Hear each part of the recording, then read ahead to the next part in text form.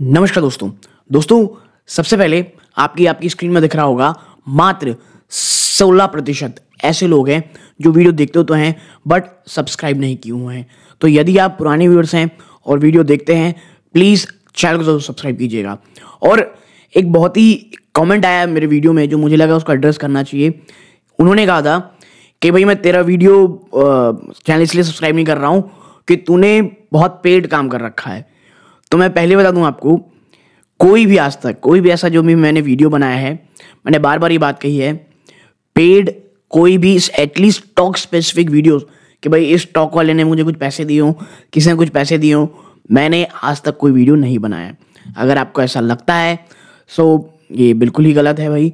हाँ, जो information available internet में रहती हैं मैं बस उसे कंपाइल करके लाता हूँ। मैं अपने मन से कोई भी एक आप कह सकते हैं इमोशनल कुछ उसमें डाल करके चीज़ें नहीं लाता हूँ। जो मुझे लगता है, जो मुझे डेटा दिखता है वो आपके सामने लाता हूँ। जो एनालिस्ट कह रहे रहते हैं, जो कभी कभार थोड़े बहुत चार्ट बात कर रहे रहते हैं, उन तमाम चीज़ों को ला करके मैं सामने रखता हूँ। At the end of the day ये आपका फैसला है, ये आपका पैसा है। हाँ, कहीं से भी कोई भी आप कह सकते हैं पेड स्टॉक के ऊपर वीडियो ना मैंने आज तक बनाया है ना आगे चल करके बनाऊंगा। ओके, सो प्लीज़ सब्सक्राइब करें ताकि चैनल की ग्रोथ होगी। और वीडियो को अगर आप पुरानी व्यूअर हैं अभी से लाइक कर लें, अगर नहीं है तो थोड़ा देर लीजिए। अगर वीडियो अच्छा लगे तो लाइक ज़रूर कीजिएगा, ठीक है। तो अब वापस से चलते हैं हमारे वीडियोस की तरफ। तो देखिए, आपकी स्क्रीन में दिख रहा होगा एक स्टॉक का नाम गुजरात अंबुजा एक्सपोर्ट्स लिमिटेड। इस स्टॉक के ऊपर इतनी ज़्यादा कमेंट्स आ रही हैं पिछले कुछ समय से। इस स्टॉक को मैंने इससे पहले जब रिकमेंड किया था, स्टॉक अपने 52 वीक लो के आसपास 122 के आसपास ट्रेड कर रहा था। ये जो मैं 5 स्टॉक्स की हमेशा लिस्ट लाता हूँ उसमें ये 1 से 2 बार था, लेकिन जैसे ही मैंने वीडियो बनाया स्टॉक यहाँ से 150 के ऊपर चला गया। उसके बाद से मैंने इसके ऊपर वीडियो कभी भी नहीं बनाया। वापस से स्टॉक गिरा, फिर मैंने इसके ऊपर चर्चा हुई थी तो मैंने कहा था देखिए भाई Q2 के नंबर्स का ना थोड़ा इंतजार कर लीजिए।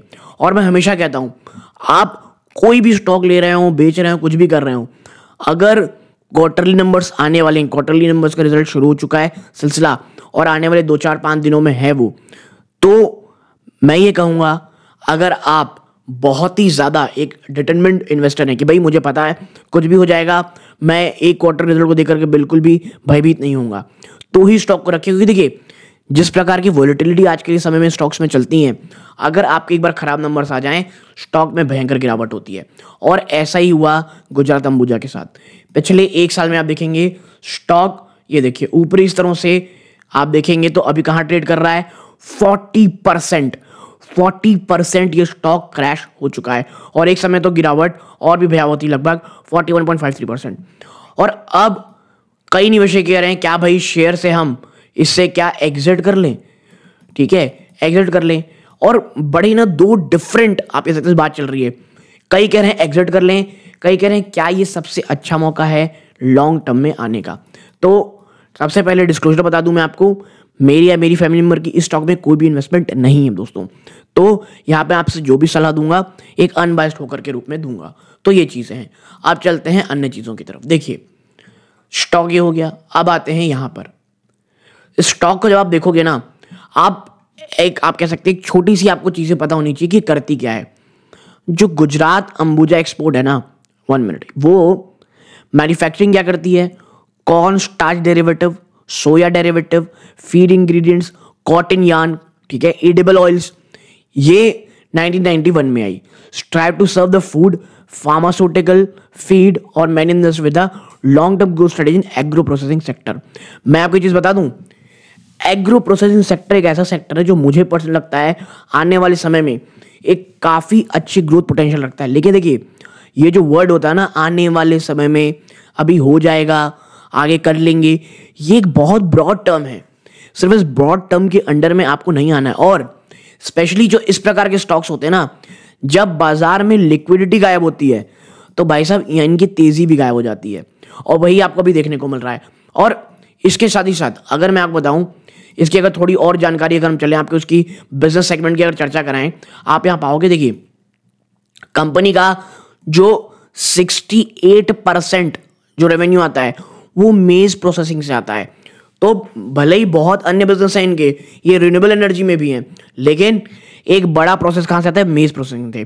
और ये लार्जेस्ट प्लेयर है मेज प्रोसेसिंग की, 20% डोमेस्टिक मार्केट शेयर रखती है। ठीक है, ये क्या मैन्युफैक्चर करती है? स्टार्च और value added downstream product liquid like glucose, sorbitol, डिट्रॉक्स, ये तमाम प्रकार की चीजें। और अन्य जो प्रोसेसिंग है उससे 30% का इनका बिजनेस आता है। ओके, आप देखेंगे तो कुछ स्पिनिंग डिविजन्स भी हैं, ठीक है, जो 2% अभी देती है, और एक रिन्यूएबल एनर्जी की भी है। ठीक है, तो ये इस प्रकार की चीजें हैं। क्लाइंटेल अगर आप देखेंगे तो नो डाउट अच्छे हैं भाई, आईटीसी है, डाबर है, HUL है, तो जो बड़े एफएमसीजी कंपनीज हैं वो हैं। और इसके साथ डोमेस्टिक अगर आप देखोगे 65% ये आप कह सकते हैं डोमेस्टिक धंधा करती है, जो फाइनेंशियल 22 में ये 76% था। तो इनका डोमेस्टिक का बिजनेस कम होकर के एक्सपोर्ट्स की तरफ ज्यादा दिखाई दे रहा है। कंपनी के पास लगभग 80 से ज्यादा डिस्ट्रीब्यूटर हैं जो 100 से ज्यादा कंपनी को एक्सपोर्ट करते हैं। और ये कंपनी ना एक्सपोर्ट ओरिएंटेड है, यानी कि एक्सपोर्ट में कोई भी फ्लक्चुएशन आएगा, सबसे बड़ा असर आपको यहां देखने को मिलेगा।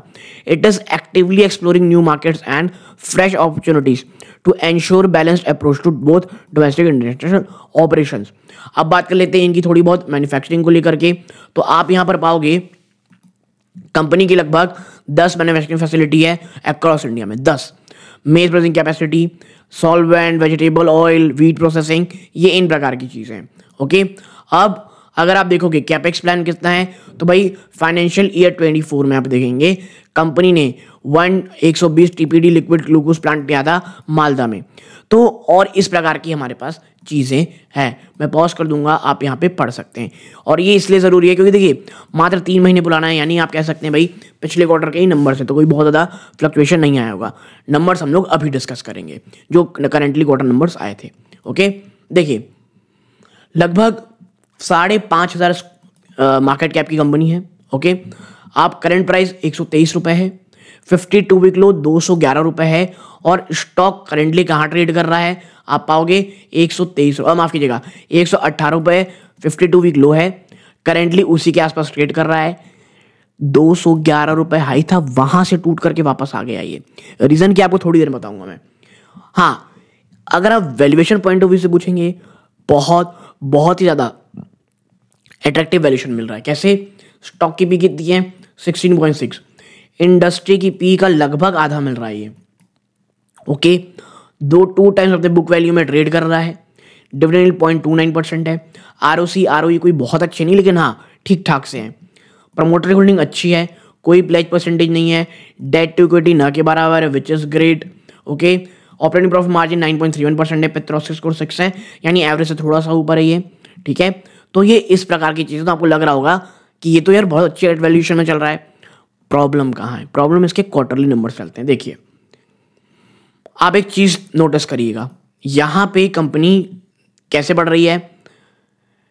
1152, देन 1238, देन 1255, देन 1273। मैं आपको एक ट्रेंड बता रहा हूं, क्या बोल रहा हूं। 1078 एक जंप आया 2023 में जो 1428 रुपए का था, 28 करोड़ रुपए का था, 1428,000 करोड़ रुपए, माफ कीजिएगा। आपको कहीं भी ना एक ह्यूमंगस जंप नहीं देखने को मिल रही होगी। कहीं मिल रही है? बिल्कुल नहीं है। ओके, इसके साथ ही साथ अगर हम नीचे चलें और देखेंगे भाई EPS, या आप कह सकते हैं कि नेट प्रॉफिट कैसा रहा है, आप देखिए 103 करोड़ का एक समय नेट प्रॉफिट था, अब वो घटते घटते ये देखिए 70 करोड़ में आ चुका है। ओके, कितना? 70 करोड़ में। EPS आप देखेंगे 1 रुपये 52 पैसे में है, एक ये 2 रुपये 19 पैसे दिख रहा होगा, लेकिन भाई पिछले 1, 2, 3 क्वार्टर में लगातार आपके एक नीचे आ रहे हैं। इवन अगर आप ईयर ऑन ईयर भी देखेंगे तो आप गिर ही रहे हो। तो किस स्तर पे आपके स्टॉक प्राइस को इतना ज्यादा वैल्यूएशन दिया जाए? आप कहीं तो बहुत अच्छी ग्रोथ दिखाइए। ठीक है, आपको एक ह्यूमंगस ग्रोथ दिखानी पड़ेगी। ठीक है, इसके साथ ही साथ मैं आपको एक और चीज बता दूं, जो एक मुझे पर्सनली एक बहुत बड़ा रेड टेप लगा इस स्टॉक के ऊपर। वो क्या है? वो है हर कोई माल बेच रहा है और खरीद कौन रहा है? पब्लिक। कैसे? देखिए यहां पर आप पाओगे सितंबर क्वार्टर में नंबर्स आए हैं। ये FIIs 4.24% से घट करके 2% के नीचे चली गई। DIIs भाई साहब ये तो 0.63% तक आ चुकी है, और खरीदा कौन है? पब्लिक। मात्र 33.5% से भी ऊपर की होल्डिंग, और लगातार 1, 2, 3, 4 ये चौथा क्वार्टर है जब लगातार पब्लिक माल यहाँ पे खरीदारी कर रही है। और बेच कौन दिया इस क्वार्टर में दोस्तों? ये सब। हाँ, कई लोग कहेंगे भाई खरीदारी भी तो की है प्रमोटर ने। जी हाँ, की है। रिसेंट ट्रेड में अगर आप देखोगे 1 लाख रुपए की और ये 2 लाख रुपए की, मात्र इतने वैल्यूएशन की बाइंग की जा रही है और मैं इसे कोई बाइंग नहीं मानता हूं। ठीक है, तो आप पाएंगे कि भाई हर कोई बेच रहा है यहाँ पे। मुझे पर्सनली लगता है अगर आप इन स्तरों पे लेते हैं तो मुझे लगता है कि कहीं ना कहीं ग्रोथ इस कंपनी को दिखानी पड़ेगी ताकि एक तेजी, एक बड़ी अच्छी तेजी जस्टिफिकेशन दे पाए, जस्टिफाई हो पाए। हाँ, मैं ये जरूर कहूंगा कि भाई साहब ये जो साइन है ये बिल्कुल भी अच्छा नहीं है। ठीक है, कंपनी जब तक एक थोड़ी बहुत तेजी ना आ जाए, स्टॉक एटलीस्ट 150 के ऊपर ना चला जाए, तब तक यहां से थोड़ा सा मैं कहूंगा धैर्य रखें और उस स्टॉक की ओर देखें दोस्तों जहां पर मोमेंटम चल रहा हो। ठीक है, जहां मोमेंटम चल रहा हो, क्योंकि मेरे को ऐसा लगता है कि अगर आप लॉन्ग टर्म में किसी भी स्टॉक के ऊपर रहेंगे, ठीक है, किसी भी स्टॉक के ऊपर अगर आप रहेंगे तो आपको उसमें, आप कह सकते हैं आपको वहां पे कमाना है, रख के अपने पास नहीं रखना है। उसे रख के क्या ही करेंगे आप? ठीक है, और इसीलिए मैं कह रहा हूं कि अगर आप यहां पर देखेंगे ना, अगर आप यहां पर देखेंगे कि भाई मेरे को लॉन्ग टर्म में किसी भी स्टॉक के ऊपर बने रहना है, तो अगर वहां पे कोई भी ग्रोथ नहीं दिख रही और FII DI माल सेल कर रहे हैं, पब्लिक खरीद रही है, ये एक अच्छा साइन नहीं है। कंपनी अच्छी है, बहुत अच्छी जगह है। अगर आप यहाँ पे अभी लेंगे, मुझे ऐसा लगता है आपको थोड़ा वेट करना पड़ेगा और आपका बहुत धैर्य टेस्ट होगा, क्योंकि लिक्विडिटी बाजार में है नहीं। जब तक अब आप नंबर नहीं लाओगे तब तक आपका स्टॉक चलेगा नहीं। ये चीज़ आपको अपने दिमाग में ज़रूर रखनी है। But at the end of the day it's your money, it's your decision. अगर आप इस चैनल को सपोर्ट करना चाहते हैं तो नीचे जो व्यू प्रोडक्ट है दोस्तों, उसमें लिंक में क्लिक करें। वहाँ पे फ्लिपकार्ट में अगर आप कोई बुक खरीदेंगे या उस लिंक के थ्रू जाकर कुछ अन्य प्रोडक्ट भी खरीदेंगे तो आप चैनल को सपोर्ट कर पाएंगे। आपकी क्या राय है इस वीडियो को लेकर के, स्टॉक को लेकर के? क्वालिटी वाइज कोई मुझे प्रॉब्लम नहीं होती स्टॉक में, बट ये है कि जिस प्रकार की ग्रोथ की उम्मीद है वो स्टॉक नहीं दिखा रहा है और प्रमोटर लगातार स्टॉक बेच रहे हैं। यहाँ तक जुड़े रहे, बहुत बहुत धन्यवाद। ये वीडियो का अंत है। जय हिंद दोस्तों।